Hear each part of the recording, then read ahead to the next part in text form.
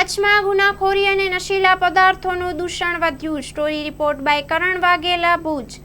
અત્યારે કદાચ સમગ્ર ગુજરાતમાં વધારે વધારે ક્રાઇમ થતું હોય ને તો એ આપણા કચ્છમાં થઈ રહ્યું છે. અને વધારેમાં વધારે દારૂ વેચાતો હોય એ પણ આપણા કચ્છમાં વેચાઈ રહ્યો છે. હું દાવા સાથે કહું છું. એનું કારણ એ છે, જે મેં પહેલાં વાત કરી કે અહીંયા બહારના લોકો પણ એટલા આવીને વસ્યા છે, તો બેફામ અત્યારે દારૂ, અત્યારે ખુલ્લેઆમ તમને દારૂ મળે. તમને કદાચ પાણી મેળવવું તકલીફ થાય, પણ દારૂ તમે ગમે ત્યાં કોઈ પણ ગલીએ ગલીએ જાઓ ત્યાં દારૂની દુકાનો ખુલ્લી છે. અને આ પોલીસને ખ્યાલ નથી એવું નથી. પોલીસ આનું જાણતા જ હોય. પોલીસ આજે ધારે તો પાતાળમાંથી જ્યારે ગુનેગારો શોધી આવતી હોય તો આવા એને ખ્યાલ ન હોય, એને કોઈ જાણ નહીં કરતું હોય કે અહીંયા દારૂ વેચાય છે કે અહીંયા તો બધી જ એને જાણકારી હોય છે. પરંતુ અત્યારે આપણે જોઈ રહ્યા છીએ બહારના એસએમસી આવી અને અહીંયા દરોડા પાડીને પકડે છે પોલીસ. તો આ પોલીસ કેમ નથી પકડી શકતી?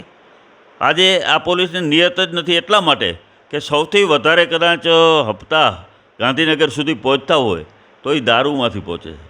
દારૂ એક એવી વસ્તુ છે કે એમાંથી બુટલેગરો પાસેથી પૈસા લઈ એમાં ભાગ જ પડે. ગૃહ વિભાગનો ભાગ હોય છે, ત્યાં નેતાઓનો પણ ભાગીદારી હોય છે, અને સરકાર જે અત્યારે નેતાઓના ખિસ્સા સુધી આ રકમ જતી હોય છે. અને આપણું કચ્છ અત્યારે એટલું દારૂના ઓમાં ચક્કરમાં ફસાતું જાય છે કે જુવાન બરબાદ થઈ રહ્યા છે. અને ખાલી માત્ર દારૂ નથી, હવે તો ડ્રગ્સ પણ એટલું કચ્છમાં વેચાવા માંડ્યું છે.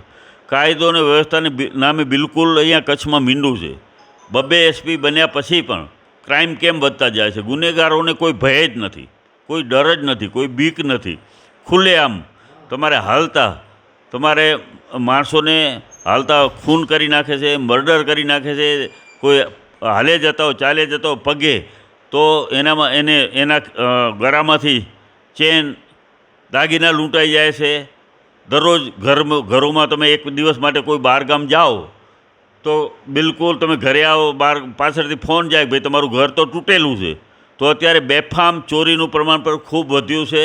અને એનાથી વધારે જો આખા જિલ્લા કદાચ રાજ્યમાં નહીં બનતું હોય એવું કે કોઈ બેન દીકરી કદાચ જતી હોય ને એના ભાઈ સાથે કે એના પતિ સાથે કે એના મિત્ર સાથે, તો ધોરા દિવસે એનાથી વચ્ચેથી ઉપાડી જાય છે.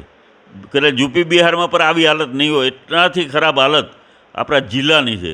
અત્યારે કોઈ સલામત નથી. બહારે નીકળવું હોય સાંજના સમયે તો પણ આ કચ્છમાં નીકળી શકાય એવી હાલત અત્યારે નથી. અને એમાંય પશ્ચિમ કરતાં પૂર્વ કચ્છની હાલત તો એટલી ખરાબ છે કે હમણાં તમે જુઓ 4-5 બનાવ તો હમણાં બન્યા છે કે 2 જણા હાલે જતા હોય, છોકરીને ગાડીમાં ઉપાડી અને એના ઉપર માની લો બળાત્કાર જેવું ઘટનાઓ બને. તો આના માટે આનાથી વધારે શરમજનક શું હોઈ શકે? ખૂબ અત્યારે ખરાબ હાલત છે અને બણગા ફૂંકે છે. તો અત્યારે કાયદો અને વ્યવસ્થાને નામે તો બિલકુલ મીંડું છે. તમારે એટલો બધો અહીંયા ક્રાઇમ વધી ગયો છે કે કદાચ હવે બીજા 5-4 એસપી અહીંયા મૂકે ને તો પણ ક્રાઇમ ઓછું થાય એવું નથી. એવી હાલત અત્યારે જિલ્લાની કરી નાખી છે. અને એનું મુખ્ય કારણ હોય કે આ સરકાર ગંભીર નથી. અને એક તો ત્યાં એની જે ઘટ છે પોલીસ સ્ટાફમાં, ખરેખર જે મેકઅપમાં ઘટ છે એ પણ એક મુખ્ય કારણ છે. તો એ જવાબદારી તો સરકારની છે ને, બીજા તો કોઈ મૂકી નહીં શકે. આટલું ક્રાઇમ વધ્યા પછી પણ એને જો મૂકવા પડે અધિકારીઓને, એ અધિકારીઓ મૂકતા નથી. એને કારણે પણ દિવસે ક્રાઇમ વધતું જાય છે. ને એનાથી વધારે પોલીસનો દુરુપયોગ પણ અત્યારે આ સરકાર કરી રહી છે. એને જે મૂળ કામ કરવું છે એના બદલે સરકાર એની વ્યવસ્થામાં, પ્રોટોકોલમાં, બંદોબસ્તમાં એ જ કામ 70% પોલીસનું કામ અત્યારે એ થઈ ગયું છે. 30% કામ પોલીસને એનું જે નોકરી દરમિયાન ડ્યુટી કરવાની હોય એ 30% જ થાય. 70% કામ તો રાજકીય નેતાઓ આવતા હોય કે એના બંદોબસ્તમાં કે એ જ કામ અત્યારે પોલીસ કરી રહી છે. અને વિરોધ પક્ષવાળાને કેમ પરેશાન કરવા અને સરકારને ફાયદો કરાવવો એ અત્યારે આ સરકાર પોલીસ પાસેથી કરાવી રહી છે.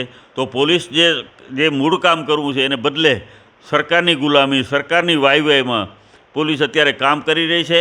તો અત્યારે આપણા જિલ્લાની કદાચ હાલત છે એ કદાચ નંબર 1માં, કદાચ ગુજરાતમાં ક્રાઇમમાં આપણો જિલ્લો અત્યારે ગુજરાતમાં 1 નંબર હોય એવું મને લાગી રહ્યું છે. સાહેબ, વાત કરીએ તો કચ્છમાં ધીમે ધીમે ખંડણીના કેસો પણ આવી રહ્યા છે, અપહરણના પણ કેસો આવી રહ્યા. હમણાં જ વાત કરીએ તો હાલ જ ગાંધીધામમાં પણ એક વેપારીના અપહરણનો એક મુદ્દો આવ્યો છે. સામે શું કહેશો?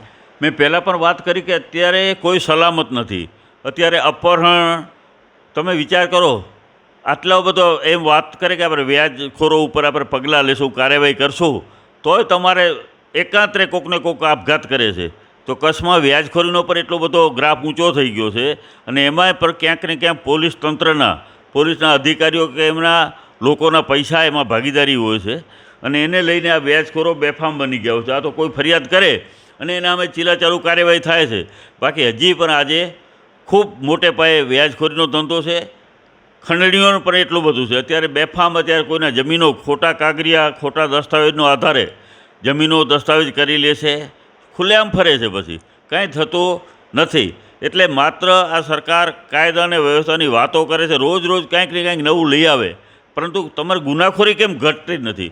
આજે બેફામ બની ગયા છે. તમે વિચાર, મેં તમને પહેલાં પર વાત કરી કે કોઈને ભય બીક ડર આ પોલીસથી રહ્યો જ નથી ને આ સરકારથી બિલકુલ રહ્યો નથી. અત્યારે હાલત આપણી દિવસા દિવસ એટલી ખરાબ થતી જાય છે. તો સરકાર આના માટે વિચારી અને કચ્છની સલામતી માટે કંઈ યોગ્ય કાર્યવાહી કરે એવી અમારી માંગણી છે.